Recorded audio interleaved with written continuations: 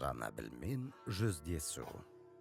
2013 жылы 9 тамыз қазақ еліне ел ағасы Жәкең Ақсақал Жанабіл Смағұлұлы келеді екен деген сыбыс еміс-еміс естіліп елеңдеп жүрдік. Бұл уақыт Алматыдағы ағайындардың, әсіресе Керей ата балаларының, Абылай хан заманының айтулы батырларының бірі, даңқты қолбасшы, Алтайға ел қондырған ер Жәнібек Бердәулетұлының 300 жылдық мерейтойына қызу кіріскен кез еді. Күнде жиын, күнде той. Мен қосымша Ер Жәнібек халықаралық қоғамдық қорының атқарушы директоры қызметін атқаратындықтан, жалпы қордың шауып кел, барып келі менің мойнымда болатын. Сондықтан үлкен кісіні күтіп алу шарасын ұйымдастыру да маған жүктелді. Әсерлі кездесудің әлқиссасын бастамас бұрын, шетелдегі қандастарымызға есімі етене таныс болғанымен қазақ еліндегі ағайынның көбісі Жанабіл есімінен бейхабар екені анық. Сондықтан Алаштан аты озған асыл азаматы туралы қысқаша тоқтала кетсем, артық болмасы анық. Жанабіл Смағұлұлы Қытайдағы қазақтардың арасынан шығып, қарадан туып хан болған осы заманымыздың заңғар тұлғаларының бірі. Қытай жаңа өкіметі құрылған 70 жылдық тарихында Жанабілдің деңгейіне жетіп қызмет жасап, билік жүргізген қазақ болған жоқ. 80-ге келген зейнет жасындағы ақсақалға шетелдің әр елінен келген атамекеніндегі ағайынның тайлы тұяғы қалмай құра-құша алдынан шығып, айрықша құрмет қошемет көрсетуі сондай биік абырой беделінің көрінісі еді. Жанабіл Смағұлұлы 1934 жылы маусымда Алтай аймағына қарасты Қаба ауданында дүниеге келген. Қытай мемлекеттік басқару органында ең жоғарғы лауазымға тағайындалып, абыройлы қызмет атқарған тарихи тұлға.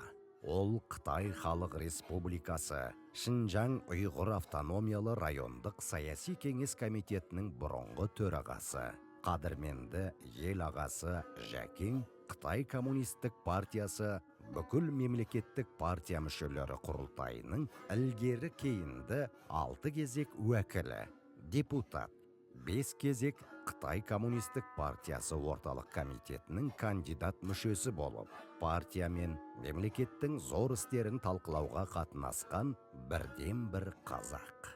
Жұбайы Зүпира Ыбырайқызы Шинжаң халық радиостанциясының қазақ тіліндегі әдебиет көркемөнер бөлімінің шаңырағын көтеріскен. Қытай қазақтарының алғашқы буын ақпарат қарлығаштарының бірі. Қазақтың қадірлі шаңырағына айналған Жанабіл әулеті бүгінде Жігер, Марина, Әлия, Жарқын есімді ұл қыздарын өсіріп, немерелерін әлдилеп отырған құтты орда.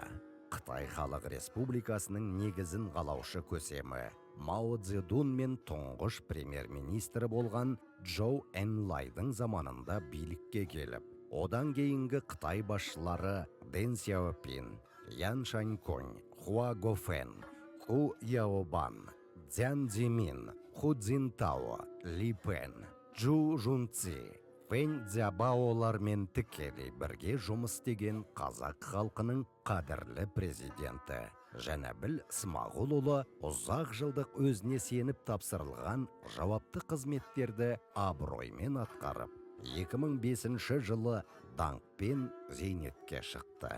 Жәкеңнің қытайша, қазақша, Жанабіл мақалалары мен бала шақтан болашаққа ғұмырнамалық еңбегі жылдар ізі альбомы жарық көрген. Күтіп алушы азаматтардың қатарында саясаткер Марат Уәтханұлы, жұбайы Айгүл Түркия-қызы, шығыстанушы ғалым Жанымхан Ошанұлы, әнші сазгер Өкен Таңсықханұлы, жұбайы, әншілер Құрманбек пен Риза, ақын Дәулеткерей Кәпұлы, кәсіпкерлер Мерей Сіләмұлы, Ержан Шарыпханұлы, Оқан Әбдірағұлы, бүгінде марқұм, Ділдахан Дәлелұлы, Жеңіс Түркияұлы, Айбын Әубәкірұлы, Ғалымхан Қалиұлы, Қаматай Жәкенұлы, Нұрман Диярұлы, Оразбек Базарбайұлы қатарлы азаматтар бірге болып, үлкен кісіге деген ақ жарма тілектерін айтып, аман саулық тілесіп, арнайы алған құндыз шапан, оқалы тонды арқаларына жапты. Жанымханаға өз кезегінде Шығыстану институтынан шыққан Қытай жазбаларындағы қазаққа қатысты деректер деген 2 томдық ғылыми еңбегін ұсынды. Бұл азаматтардың барлығы тәуелсіздіктің алғашқы жылдары елге оралып, әр салада қызмет атқарып, жетістікке жеткен танымал тұлғалар еді. Дастарханның асабалық міндеті маған жүктелгендіктен жасына қарай сөз беріп, жақсы отырысымызды жалғастырып отырдым. Төрімізде төредей болып Жәкең ақсақал отырғандықтан, дастарханымыздың думаны арта түсті. Өкен, Құрманбек ризалардың салған әндерін сүйсіне тыңдап, қайта-қайта айттырып, жұбайы екеуі қосыла айтып, емен жарқын көңілді отырды. Ақын Дәулеткерейдің көшкен елдің керуенді кешірмесімен өрілген тамыр толғауын ыждахаттықпен тыңдап болғасын, жарайды бәрін қамтыған екенсің ғой деп ризашылығын білдірді. Үлкен кісі өлеңнің ішкі мәнін бір кісідей түсінетін, ұлт руханиятының шынайы жанашыры болған тұлға. Қытайдағы қазақ айтыс өнерінің бүгінгідей жарқырап, тарих сахнасына көтерілуіне, айтыскерлердің жан-жақтылы жағдайының жақсаруына бір кісідей ықпал жасаған қайраткер. Бұл сөзімді арғы бергі беттегі айтыскер ақындарда құптайтыны еш күмән тудырмайды. Сөзімнің дәлелі ретінде ел арасында айтылып жүрген, әсіресе ел ағасы Жәкең туып өскен Алтай бетінде, қаба топырағында шежіредей шертіліп бүгінге жетіп, санамызға сақталған көне көздердің мына бір әңгімесін айта кетудің де қисыны келіп тұр. Ол айтпағым Қытай қазақтары арасында өмір сүрген халық ақыны Бәтеш Дағыстан қызының 1909 бен 1976 жылдар бір шумақ өлеңмен бір аталған оқиғасы еді.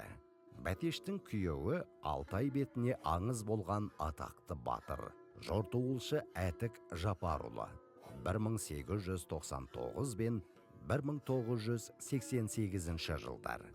1975 жылы шілде айында сол кезде Іле Қазақ автономиялы облыстық парткомның хатшысы, облыс бастығы болған Жәнәбіл Смағұлұлы Қаба ауданы Көлбай ауылдығындағы Әтік пен Бәтештің көршісі, сол кездегі Көлбай коммунасының орынбасар хатшысы Шағыбан деген кісінің үйіне қонаққа келеді. Шағыбан арнайы Бәтешті шақырып, түн ортасына дейін өлең айтқызады. Бәтеш күйеуі Әтіктің жортуылға шығып қолды болғанын, жергілікті ұлықтардың алдына өлеңмен арыз айтып барған, Бәтештің күйеуін түрмеден қалай алып шыққан барысын өлеңмен айтып, отырғандарды таң қалдырады. Бәтеш рулық жақтан Жәкеңнің жақын апайы болып келетіні бар екен.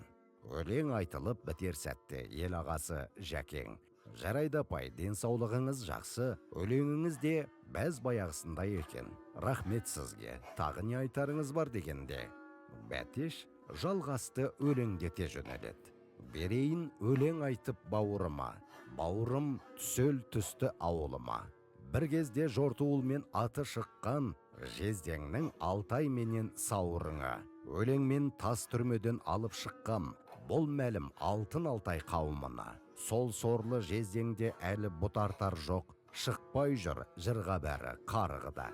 Жақсыдан бір шарапат тиер білем, бауырым келді әдіктің салымына» дегенде, отырғандар бәрекелді айтып, ду қол шапалақ соғады. Ел ағасы Жәкең: «Әй, мана Әтікке бір ат бермесе болмайды екен» деп, сол жерде Шағыбанға Әтік батырдың мініс көлігі үшін бір ат беруді тапсырады. Сол көк атты марқұм Әтік батыр өмірінің соңына дейін мініс көлігі етіп, Жәкеңе рахметін айтып жүреді екен. «Румен ұйысқан ұлттың ұрпағымыз ғой. Орта жүздің бір бұтағы Керей әулетінің Шұбарайғыр атасынан тарайтын Жәкең ақсақалмен де сол жағынан қандық жақындығымыз бар еді. Алматыда ағаларыма еркелеп, Шыбартай аталып жүргенмен, Жәкең ата келгенде тіпті кішірейіп қалдым. Әредегінде ағалар өлең оқып беруімді сұрағандықтан, үлкен кісіге таныстық білдіре өзімнің қабада туғанымды, ол кісінің ата қонысы, әке шешесінің зираты жатқан Шыбарағаш, Қарашоқы жайлаулары туралы айтып келіп, өзімнің тамыздың желі бетіме өбетін, таң ата анам мосы керетін, бейшігін әкем беліне алғанда, саргідір саулық мекренетін, қоралы отар сосын өретін. Шатқалда өскен шоғынығыңнан шаттықтың шексіз сырын ұғынғам. Суырлы сайдың самалы желпіп, сезбедім қырдың суығын ұрған. Жылқылы жұртқа ұнағасын ба, арсылдайды арлаған түн арасында. Тұсамысымен тықыршып тұрар, тұмарлы торым, тұма басында. Тілсімі сан мың таудың ұқтыратын, оларлар салған ән құнықтыратын. Сарқымыз бөккен сабаның дауысын, сабаудың үні жаңғырықтыратын. Төрт түлік түгіл ғашық аңдарда, күреңше күлген жасыл аңғарға, қос науа басын қорс қылатын, бұғы бейбақтар ашылағанда. Әр кезең сайын арлы ауыл қонған, асырған шыңы арманыңдайдан, жеңгелер алған бармағы балдан, саратан шөккен сарығарын майдан. Айраның қайран, қаймағың қайран. Туын жыр етіп, тасын жыр етіп, әз жанын өтер ақын жүдетіп. Шекілдеуікшіл шауқарғалардан, балғарағайдың басын күзетіп деп келетін Қарашоқы деген өлеңімді оқып бердім. Өте ыждахатпен мейірлене тыңдап отырды. Өлең соңынан Жәкең ақсақалға қарап, көке, мына ағаларымның бәрі, алдыңда ағаларың тұрғанда сен тайсың, шұбар тайсың деп бір есейтпей қойды. Жасым 30-ға келген, бір отаудың иесі, екі баланың әкесімін, өзіңіз бір есейтіп кетіңізші дедім. Сөзімді қалжыңмен жалғай. Отырғандар ду күлісті. Өзара ағайын арасындағы біздің әңгімеміз шынымен солай еді. Белгілі ғалым доктор Болатхан Заяданұлы, жазушы журналист Досан Баймолдаұлы, доктор Жігер Жәнәбілұлы, кәсіпкер Мерей Сламұлы қатарлы ағаларым алдымызда жүргесін шынымен де әні бала едік. Базнамды айтып, бата сұрағандай болған менің сөзіме сәл жымиып күліп қойып, аңғарлы ақсақал, айналайын, өлеңің керемет, менің жерлесім екенсің ғой. Ағаларың айтса дұрыс қой, еркелеп жүрген жақсы емес пе? Өзің де болайын деп тұрған азамат екенсің. Қазақта бестінің бет алысынан сақта деген сөз бар. Сен сұрадың, мен айтайын.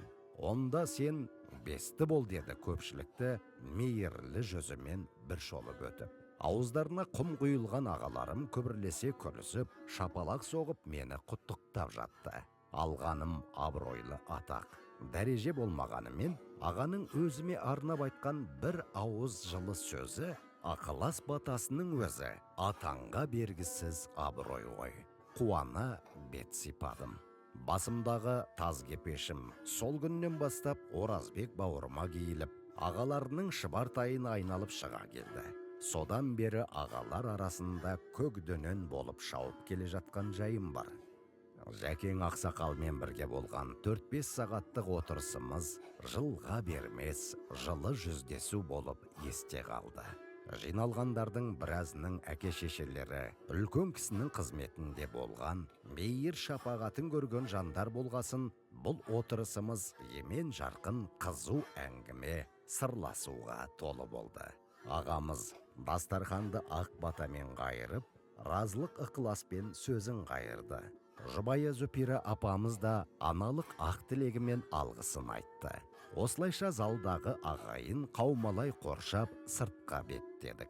Кербез сұлудай сыланған Алматы, әсіресе жасыл орманмен көмкөрілген Медеу шатқалы көркімен көз арбайды. Саялы тау бөктерінде еркімізге тиген Жәкең ақсақалмен бәріміз жабылып естелік суретке түстік.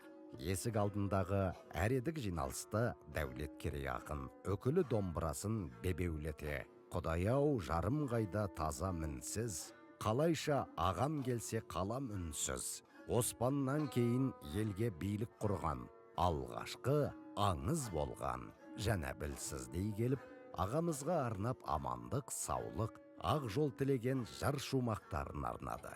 Осылайша тамыздың тамылжыған күнінде арғы беттегі Алатаудың бір шыңы болған Алаштың ардақтысы, Қытайдағы жүйеден Шинжаңдағы өзге ұлттармен қоса қазақ деген қандасын тұмсықтыға шоқытпай, қанаттыға қақтырмай 45 жыл басқарған, әлі де рухани тірегі болып келе жатқан Нараттай нар, Тарбағатайдан Тарлан, Алтайдай асқақ абызымызбен қимай-қимай қоштастық.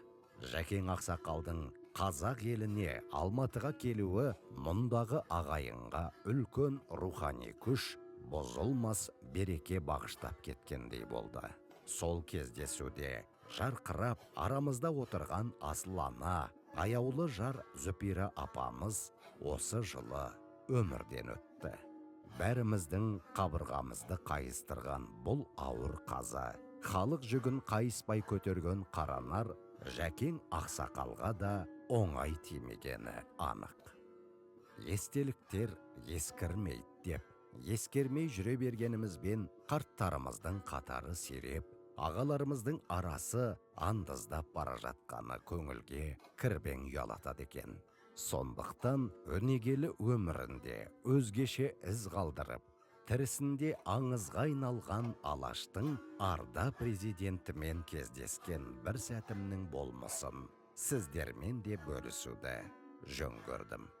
Абай.kz, Алматы, 2014 жыл 10 сәуір.